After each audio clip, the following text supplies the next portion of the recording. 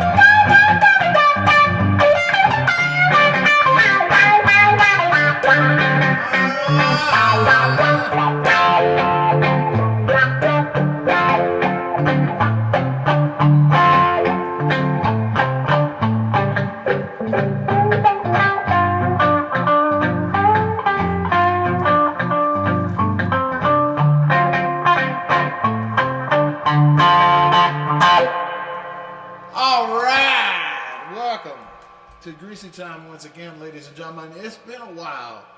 It's been a minute and then some. I really appreciate all the wonderful messages that a lot of you have sent to me via the Instagram and Twitter and Facebook page, asking me to keep these shows going, and I appreciate it, folks. And the last 5 weeks or so have been really busy. I'm grateful to say. Let me turn this reverb off. And happy to say that it's been really busy, and we did a couple of socially distant shows, and we've done a bunch of private shows, and we did the live streams concerts last weekend, which thank you so much to everybody that bought a ticket and came to the show virtually. It was a lot of fun, and we're certainly going to do a bunch more. We're going to come up with different themes so that you can watch different types of content as we move forward. And I've got some really awesome announcements. Before I go any further, let me throw up the PayPal and the Venmo link there. If you care to contribute to the House of Grease, I humbly thank you. Thank you so much. And yeah, let's get to it. So first and foremost, welcome to the funky basement. Welcome to Greasy Time. There's a really beautiful old photo of Hound Dog Taylor that I found on Bob Corritor's website. Bob Corritor, of course, is the owner and proprietor of the Rhythm Room, which is a venue in Phoenix, Arizona, that I spent a lot of my youth going to. And Bob's also one of the best harmonica players in the world. And he's got a treasure trove of really great old photos and such on his website. And so anyway, this is a photo of Hound Dog Taylor playing at a small club in Chicago. I forget the name of the club. I knew it, but I've forgotten it. So anyway, got a couple of really cool announcements. So something that I've been working on with a dear friend out in California over the past 6 months is basically taking the concept of Greasy Time here to a bigger platform and upping the production value a bit, and more importantly, being able to interact in a way that isn't really possible either this way or through other outlets. And so I'm really happy to announce that the website is launching next week, and starting next Friday, I'm actually going to start doing these shows over on that website. It's going to be free for a while, and then there's going to be like a $10 a month subscription fee or something like that. But in addition to me, there's going to be a whole bunch of other really cool people. My friends Kirk Fletcher and Josh Smith, my dear friend Jimmy James from the Devil and Lamar Organ Trio, my buddy Peter Stroud from Sheryl Crow's band, and a whole host of others that are about to announce. And you can go to all these shows every week and every month with us, and it's called together.co, and it's going to be really, really great. Let me get rid of the that so you can actually see the website name right there. Together.co is the name of the website. Here's another screen capture of Jimmy James on my mobile device. But the cool thing about it that's different from any other is obviously there's a chat window that's going on, not unlike Facebook. But the big thing is that you can raise your hand, and I, as the performer, can see that you've raised your hand. And then I click to bring you on stage with me, which engages your video camera on your phone or your tablet or your computer, and we can actually converse, video chat in real time during the show. And I can have multiple people doing that at the same time, and we can interact with one another. We can ask questions. We can share. It's really kind of something I haven't seen. And when we did a test of it about a week ago, I was really blown away at how cool it was to be able to do that, like in the middle of the show, like right now, like, hey, let's talk, you know, and field questions, and you can do that with all of us. So anyway, that's launching next week. I'm going to do my first one next Friday, and I'm really, really excited about it. We've worked on this for the better part of 6 or 7 months, and I'm really happy to say that it's finally coming to fruition. And the audio is going to be better. We've spent a lot of time making it really good. I've got my setup of how I've done Greasy Time, but it's a whole different kind of setup. So yeah, so join us if you would. A couple other really cool announcements coming up is this coming Monday. Let me get rid of this again. I'm happy to say that I'm going to be doing a live stream at 11 a.m. Pacific, which is 1 o'clock Central, 2 o'clock Eastern, this coming Monday for Blues Money. I'm participating in the John Lee Hooker official Blue Monday live stream program. You guys who are fans of the show know what John Lee was to me and how much I love him, and I knew him a little bit. So I'm going to be doing a bunch of John Lee Hooker songs and a bunch of other stuff and telling some stories, and really looking forward to it, and really grateful to the John Lee Hooker estate for asking me to participate. It's really going to be fun. Also, are you still with me, folks? Are you still with me? I know there's a lot of announcements. We haven't been together in a while. Just announced yesterday, I'm going to be joining my dear friends, the Allman Betts Band, here in Nashville on December 11th for the Allman Family Revival. We had an amazing time last year in San Francisco and in Denver doing this. And some of my best friends on the planet, I mean, literally some of my best friends on the planet. I mean, Luther Dickinson, Jimmy Hall, Patrick Sweeney, those are 3 dear, dear friends. And Shannon McNally is totally badass. And actually, I haven't met Shannon yet, but she's really good friends with several of my dearest friends. And I'm a fan of hers. I'm looking forward to that. And of course, Alex Orbison is a bro and a buddy. And that's going to be really fun. And they're going to be live streaming that. Go to their pages for info. But I'm really happy to be a part of that. And weather permitting, we're going to bring back the Lowdown live stream this Sunday, playing real blues. We're talking the real shit. Me and my dear friend Joe V. McMahon. Joe and I have known each other for a long time. We've actually never played together, and he invited me and the guys to come over to his backyard and play, and we're going to play a bunch of old school blues. Joe's one of my favorite guitar players on the planet, producers. You know, if you don't know him, you'll love him. He's one of the most soulful guys I've ever known in my life. And then, of course, the Atomic Atoms, Adam Abrashoff, as always, and our dear friend Adam Bednarik playing the bass. So tune in this Sunday, November 15th at 11 a.m. Pacific, 1 p.m. Central, 2 p.m. Eastern, and that's going to be streaming live both on my Facebook channel and on my Instagram. And that's going to be a lot of fun. So, are you with me? Did I lose you? I know it's a lot to keep track of. So, anyway, I did a little Earl Hooker thing on the way in, and gonna do another tune right now from actually my favorite record of the week. I'm gonna do actually a John Lee Hooker song for you. This is a tune that he cut with Earl Hooker, and it's a tune called "I'll Never Get Out of These Blues Alive." And I'm gonna get my microphone over here and get this happening, and play you some John Lee, all right?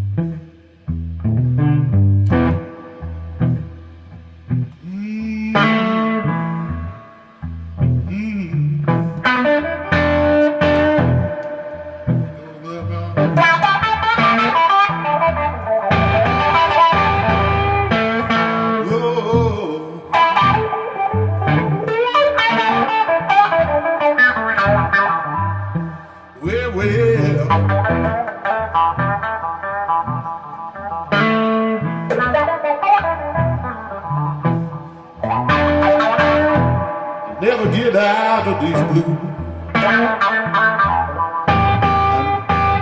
Never, never, never, never, never, never, never get out of these blues alive.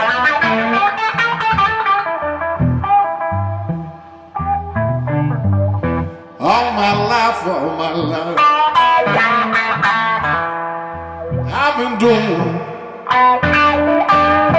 I've been doing with the blues. Drinking coffee, smoking cigarettes. Drinking coffee, all night, all night.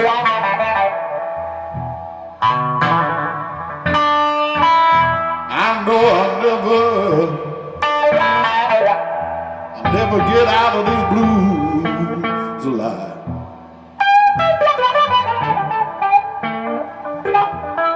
I don't think I ever will.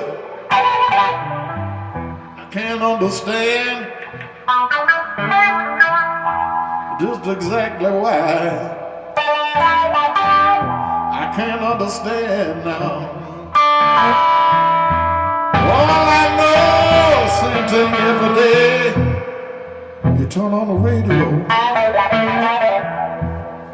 you hear the same thing every day. You read the paper, yeah, the same thing every day, every day, every day, every day. I don't know why it had to be this way. Tell me why did it have to be? People tell me change is gonna come.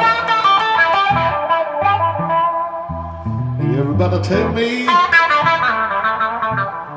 the change is gonna come now. I've been through the 12th degree. I've been doing that.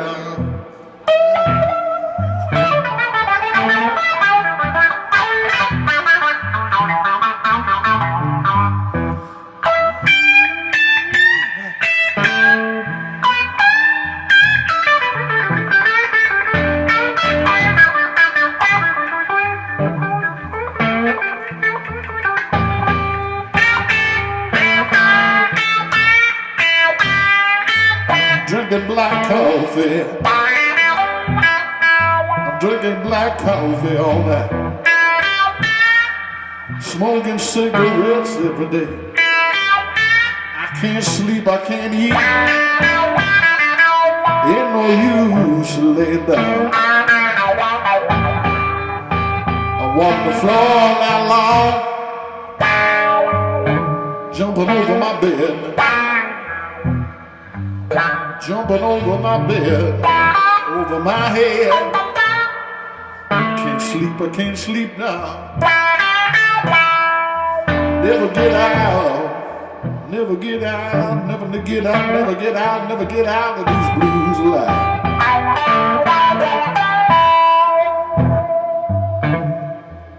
You never get out of these blues alive.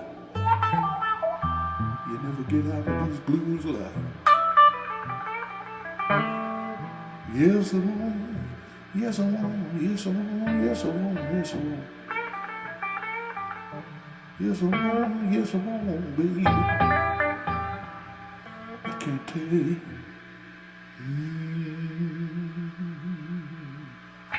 Yeah. Some John Lee Hooker for you guys on a Saturday night. Yeah. Oh, I love it. All right. Turn this confounded reverb off for a second. All right, let's get into some records of the week. We haven't done records of the week in quite a long time. So another vinyl edition of the records of the week. And I guess I'll just keep going until I've talked about every Junior Kimbrough record that there is. But God knows I tried. This is another amazing Fat Possum. I think this is his second or third album. I can't remember. Or no, this came out in '98. This is his last record. And of course has Gary Burnside on bass, R.L. Son, and Kenny Brown on guitar. And I just can't get enough of this stuff. I mean, obviously, John Lee Hooker was a big influence on the Hill Country guys, as well as Mississippi Fred McDowell, as I've talked about before on the show. But anyway, this got a lot of spins this week. And I'll save this one because that's my favorite of the week. I got a really nice from Playroom Records up in Ohio. I was able to get this awesome import edition of Curtis Mayfield, Curtis Live. 2 LP set of them live at the bitter end. And just such a huge inspiration on me and also on the guys I've been playing with, Adam Abershoff and Michael Zimmerman, who we did the live streams last week. This band, I think, is probably the finest band that ever played, R&B music. I mean, you've got the Funk Brothers, you got Booker T and the MGs. This is a really, you obviously have Curtis, but you have Craig McMullen on guitar, who is a huge influence on me. Lucky Scott playing bass, who came up with that iconic line for Freddie's Dead, and Tyrone McMullen, who is playing drums, and Master Henry Gibson, the conga player. Oh my goodness, man, just what a band. And apparently, I didn't know this, but this record, which was recorded live at the bitter end in New York City, which is, like a 200-seat little club, apparently they had just formed when they recorded this record. Like, they barely had played together, which is just astounding because of how great this record is. So anyway, I scored this. This is a great import edition from Playroom Records up in Loveland, Ohio. And this is a really good Mississippi Fred McDowell compilation that I actually got from Grimey's here in Nashville. Mississippi Fred McDowell. I don't play no rock and roll. This is was put out fairly recently by Pure Pleasure Analog, which is a really good label that does a lot of really good reissues of some really hard to find stuff. And obviously, I'm a really big Mississippi Fred McDowell fan, so this has been heavy rotation this week. And I think I know I've talked about this record. I don't think I've had it as a record of the week, but Magic Sam's Black Magic. This was the record that he made right before he passed away, and this was actually his second record that he made. And this is my favorite of the two records. I've heard West Side Soul is a really important record in the idiom of blues. I just like the songs on this record. I've covered Easy Baby and Just a Little Bit. Those are two tunes I played a bunch live, and those are both on this record. And this is that's where I got them.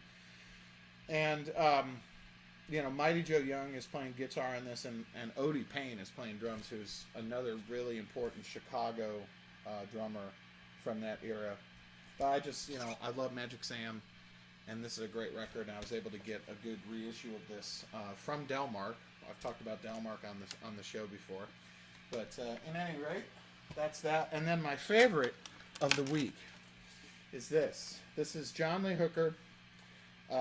If you miss him, I got him. And this came out in about 1970, and this was just reissued on vinyl, and like just recently. And this actually features Earl Hooker, because they were kin to one another, and so you have like John Lee Hooker. Basically, what I was just doing, like you have that John Lee Hooker cool factor, that trance-like music, and then you got Earl Hooker playing wah-wah slide and normal guitar all over the top of it, and it's just so good. I listened to this twice today. This is a great record, and I've heard the record before, but of course, being able to get a really good vinyl version of it, I really dug into it today. So this is definitely the record of the week, my favorite. So anyway, check all those out. I mentioned my local record store here, Grimey's. And Playroom up in Loveland, Ohio. Support your local record stores. And also, if you haven't, check out my new record, jdsimomusic. You can go to my Bandcamp site, and you can get vinyl versions of that and CDs of it as well. And you can get t-shirts and all that kind of groovy stuff, and really appreciate it. And also remember to stream the new record on Spotify and Apple Music. Really appreciate it. So, all right. Going to do one more tune for you. Gonna do one more tune for you, and then we're gonna get into talking about some fuzz. All right. So this is a tune. This is just a riff that's sort of something we jammed on a bunch last week on the live stream shows, and it's basically us impersonating Funkadelic, and it's a thing that we're calling Bacon Skin, and it goes like this.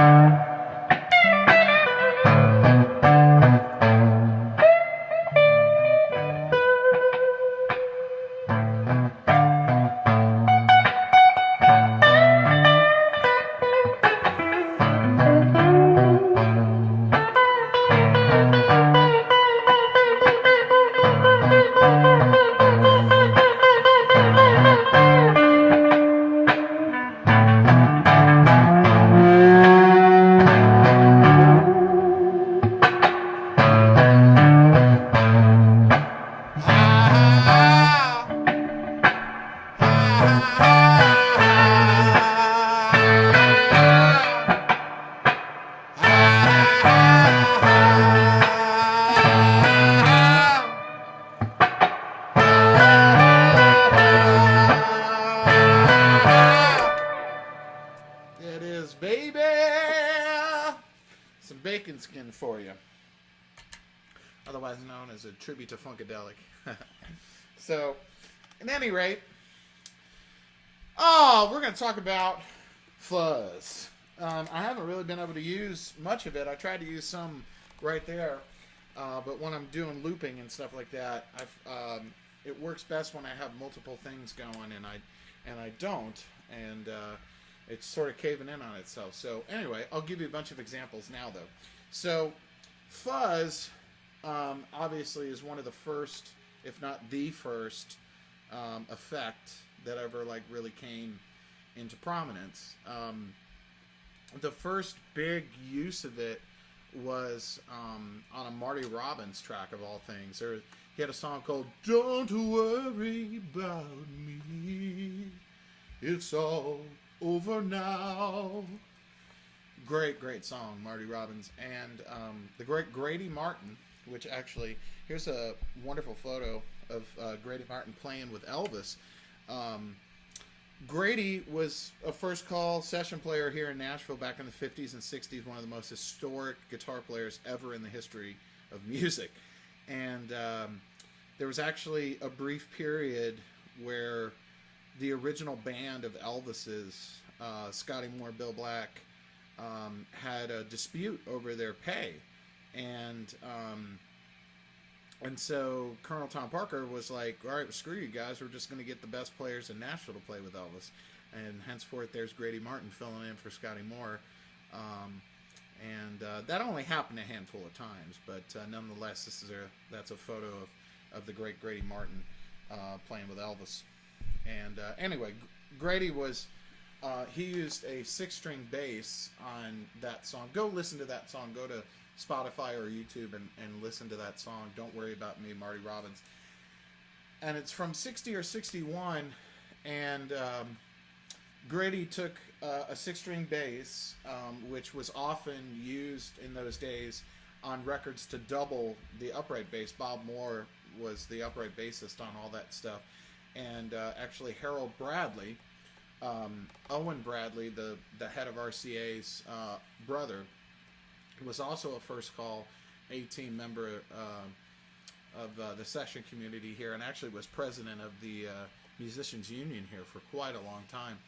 And Harold would often play the 6-string bass and sort of tic-tac and double the string bass, which is something that was then copied by Phil Spector's Wall of Sound out in Los Angeles. But anyway, Grady took apparently that guitar and overdrived the console to get it to fuzz, which is, a good 7 or 8 years before the Beatles did it on Revolution, and got this really fuzzy sound for the solo of that. And it's just a low guitar, sort of a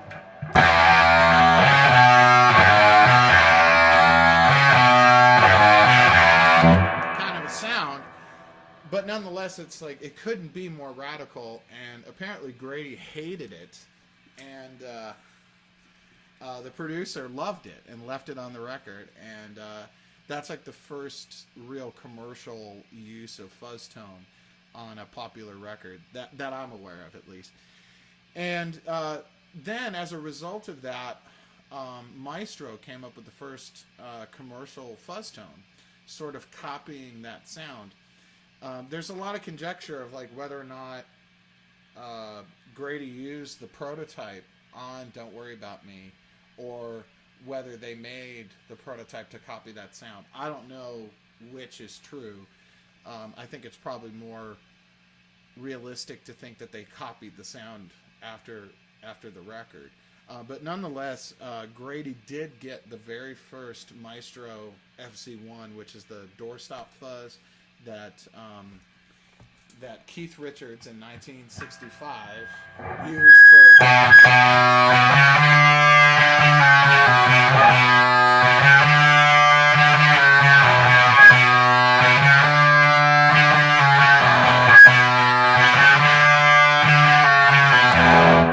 So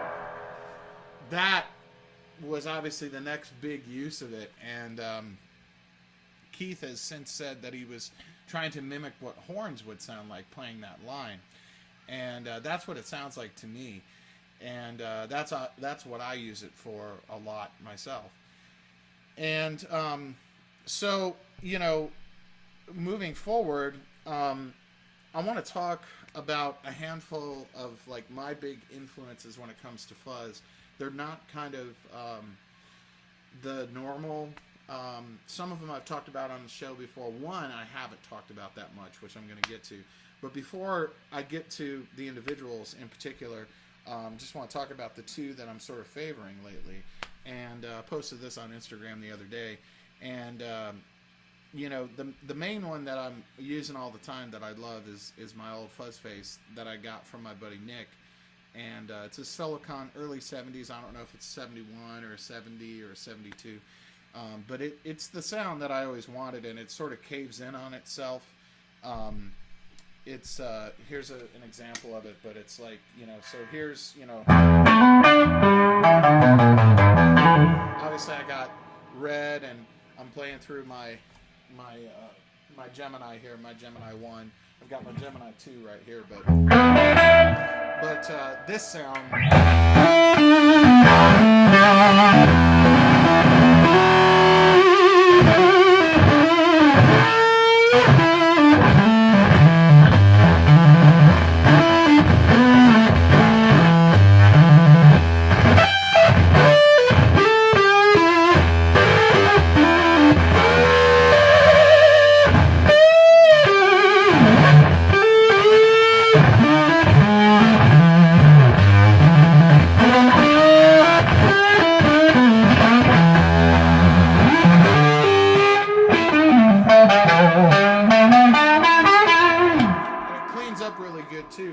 But it's that sort of caving in on itself sound that I'd always kind of look for, and this one does it in a way that none of the other ones I've ever tried do. And that's my main one. I do want to mention some dear friends of mine in South Carolina. Zollinger Electro Company made me this awesome copy of this, essentially, and it's really, really good. You can check these guys out on Instagram, Zollinger. I'm sure a lot of you that are watching the show might have seen their post, but this is really good. But anyway, the fuzz face is that. But the main thing that I want to talk about is my love of the maestro sound. For a long time, I used a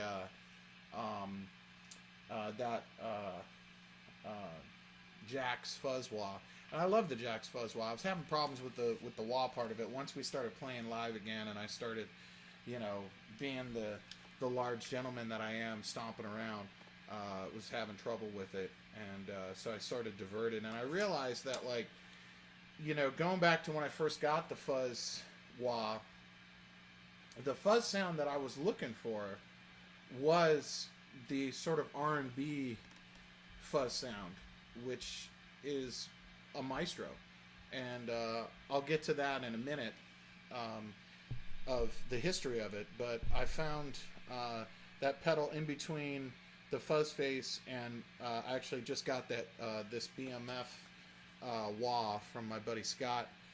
It's really, really great. You've heard me use it all night tonight. It's really true to old spec, and it sounds really good. You know, I've gone through millions of wahs, and this thing sounds great, and it's built like a tank, and Scott's a good fella.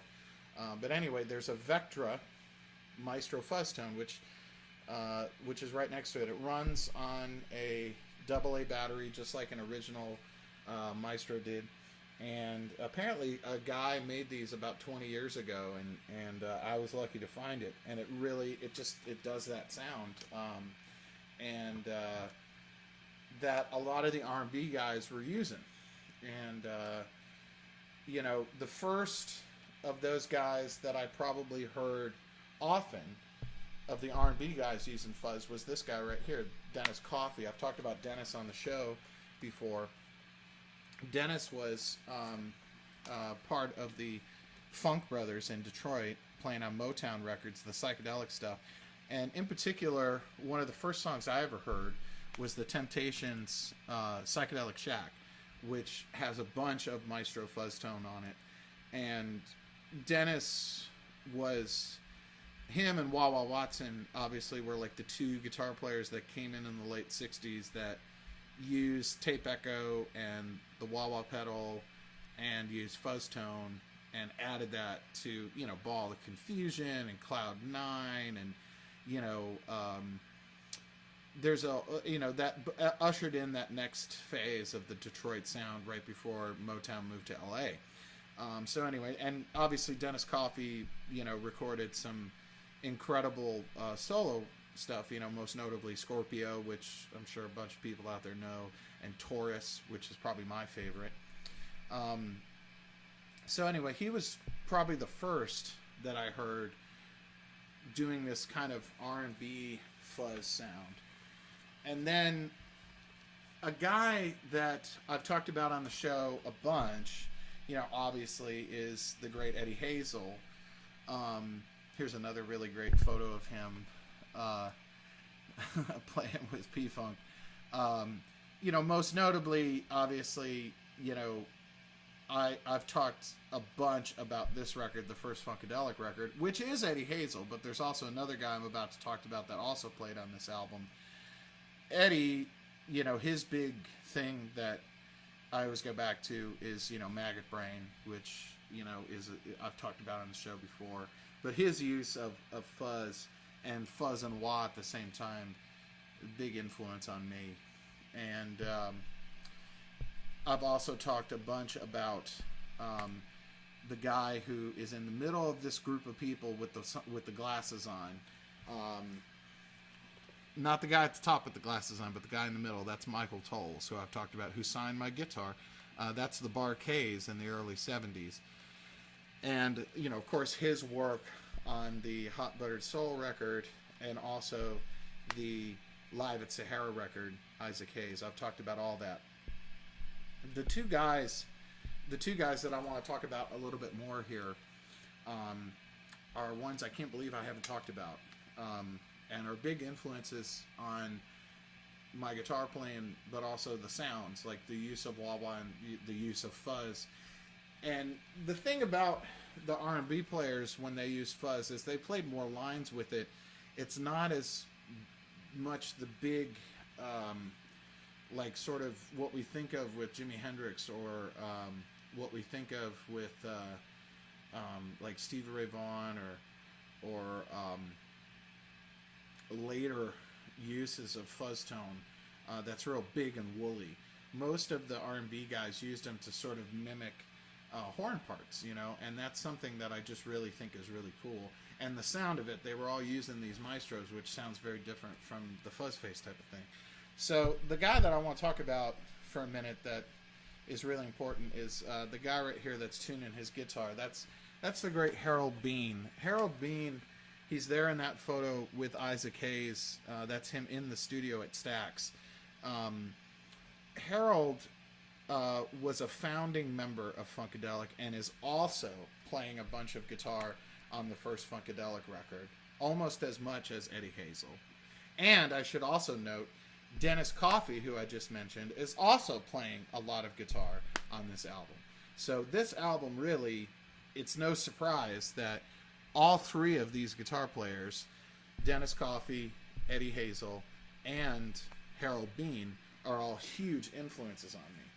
But Harold, before he joined Funkadelic, played some with Isaac, and he's also the other guitar player on Hot Buttered Soul. Okay? And Harold went on to play and work with George Clinton a whole bunch, and he just passed away. Harold just passed away just in the last year or so, and he was back living in Memphis. He was from Memphis, and he was wild, man. He was a really wild player, and that sound that I've talked about a bunch of times on the show here, from Walk On By, the sound that changed my life, you know.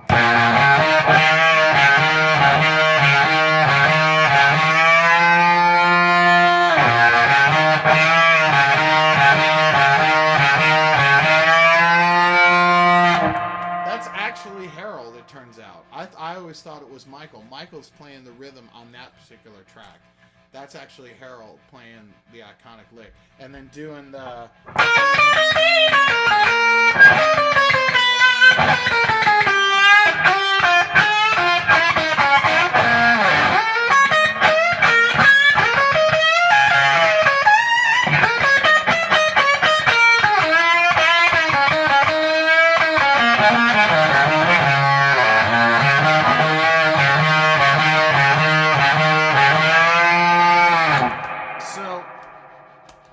That's a huge, as you know. So that's Harold Beane, you know. The big thing that Michael Toles told me that I think I've told here on the show is, you know, back in those days, they didn't have a ton of different options. Like, you know, nowadays you want a fuzz tone, you can go, especially here in Nashville, you go to a music store like Eastside Music Supply or something, and there'll be 20 different options, you know. Back in those days, you wanted a wah-wah pedal or a fuzz tone or an echo. You went to the store and they had what they had, and that was it, you know. And so in Memphis, in particular, one of the reasons why all the guys in Memphis had Maestro fuzz tones and Maestro boomerang wahs, not crybabies or boxes, is because O.C. Houck, the music store there in Memphis that they all bought their stuff from, Steve Cropper bought his Telecaster from there. Duck Dunn bought his P-Bass from there. That's where Scotty Moore bought his Super 400 and his L5 in the 50s with Elvis. That's where Bill Black bought his upright K-Bass and his Fender Bassman that he played through. That was the music store downtown. O.C. Houck was what it was called. They were a Gibson dealer. They weren't a Vox dealer. So they carried Maestro products because Maestro was distributed by Gibson at the time. So that's one of the reasons why Michael Toles or Harold Beane or any of these guys, Teeny Hodges, you know, all these guys in Memphis that were playing on R&B records, or any of the guys from Muscle Shoals who might be up in Memphis, not too far away, and the next closest, you know, larger city, you know, oh, I need a fuzz tone. Oh, I need a wah-wah pedal. Okay, here you go. Here's a fuzz tone and here's a wah-wah pedal. You know, not really thinking that it was going to kind of shape the sound of the genre. It's just what they could get, you know. And much was the same case up in Detroit. Detroit was a big, obviously a bigger city. But again, after the success of Satisfaction, the Maestro fuzz tone was so popular that you could basically get them anywhere. So it was the easiest fuzz tone to get your hands on in those days. And obviously, like, the whole kind of myth of Jimi Hendrix that, like, made the fuzz face desirable and all that kind of stuff hadn't really happened yet, you know. It was what you could get your hands on, you know what I mean? So the other guy that I want to talk about as far as guitar players is I want to talk about the guitar player over here on the left side. That's Craig McMullen, who played in Curtis Mayfield's band, and he's one of my absolute favorite guitar players. And there's an outtake of the song Underground, which is my favorite fuzz sound ever. Okay, and if you it's on the expanded version of Curtis, his first solo record, Curtis Mayfield's first solo record. And if you do a search for that on Spotify, you'll find Underground, the demo version. And it's, again, that Maestro fuzz tone, you know, just sick, just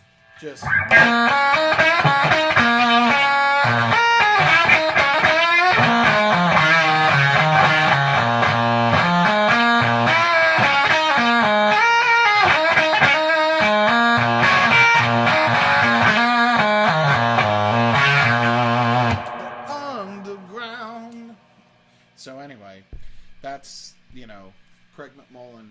He played on, he didn't play on Curtis, but he played on Curtis Live, that record I talked about. He played on Superfly. He played on Future Shock, you know. The one thing that is really cool about Craig McMullen is if you listen to his right hand was so precise.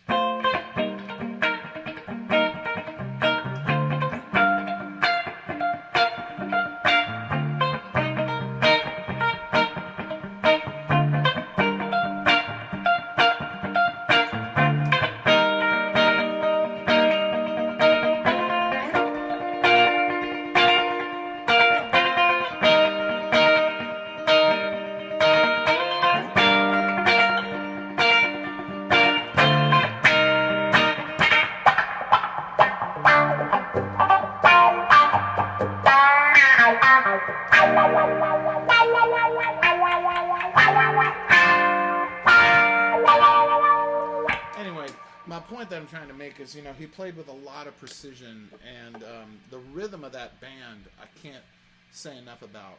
You know, Tyrone, Master Henry Gibson on the conga, and Craig.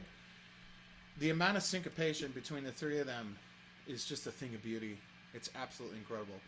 And Craig is a really underrated guitar player. My favorite bit of footage, if you want to go on YouTube, is the Beat Club footage from 71. You can just type in, like, do a Google search for Curtis Mayfield Beat Club, which was the German television show, and it's just them at their prime. I've posted some clips on my Instagram page and stuff recently, but I just love, you know, and his use, and same thing, using a Maestro fuzz tone. So anyway, that's kind of my, like, some of my favorites. And also, I mean, not that I don't talk about him enough, but, you know, the great Earl Hooker, who, you know, is, you know, it's no secret, I mean, he's one of my biggest heroes. He was very famous for using the Maestro fuzz tone as well. There's photos of him in the studio using it. Obviously, he loved using the wah-wah pedal. But there's a tune, I did a version of it of my own that I featured on the show a few months ago, of an old Ike Turner song called You Got to Lose. He did a version of it as well with the Maestro on. With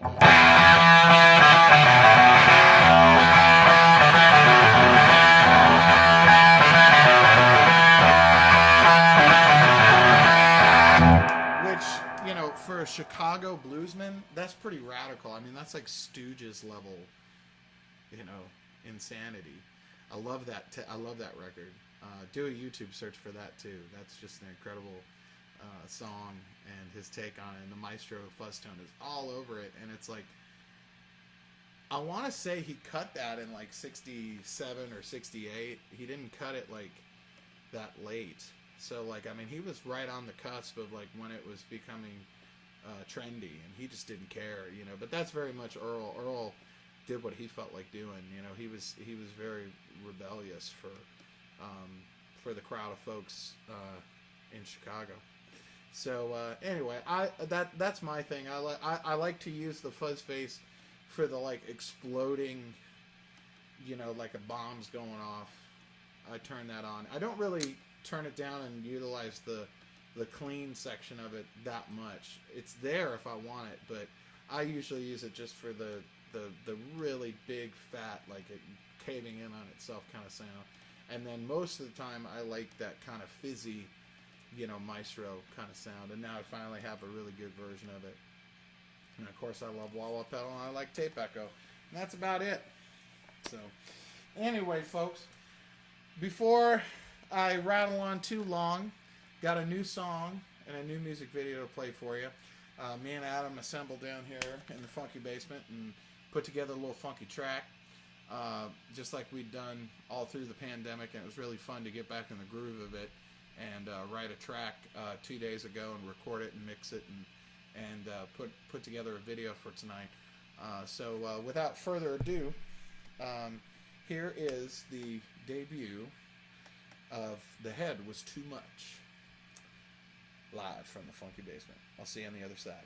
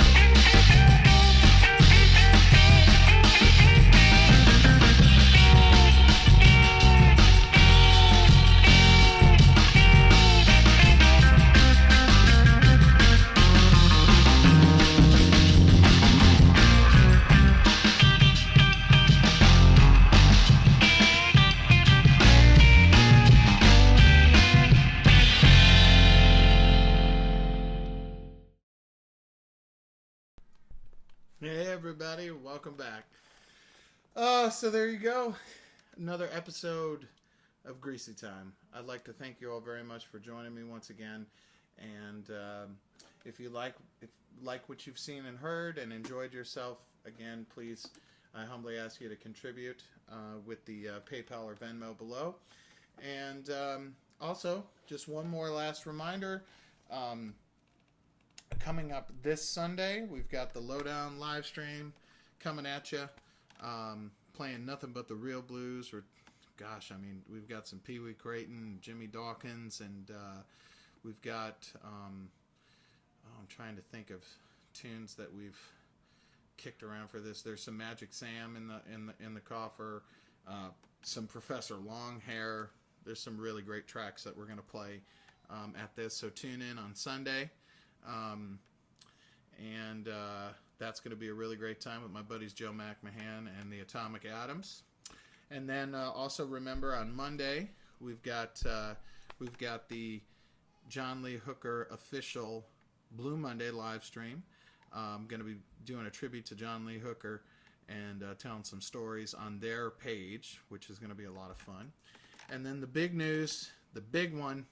A week from tonight, the launch of Together.co, a beautiful, beautiful website that me and a bunch of my friends have contributed content to, and we're going to start doing live shows next week, and my first one is a week from tonight at the same time as, or not the same time, but similar time as Greasy Time, next Friday, which will be 5 o'clock Pacific, 7 o'clock Central, 8 o'clock Eastern at Together.co.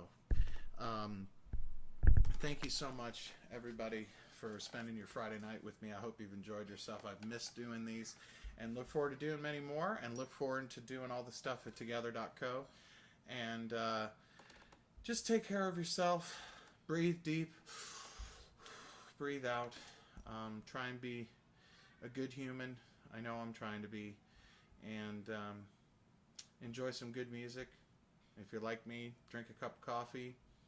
Eat some good food. Hang with your family. Call a friend if you need to. Hell, call me. Text me. Send me a message through Instagram or Facebook. I'll hit you back. Much love and peace from me in the House of Grease. JD Simo signing off. As always, keep it greasy, folks. Good night.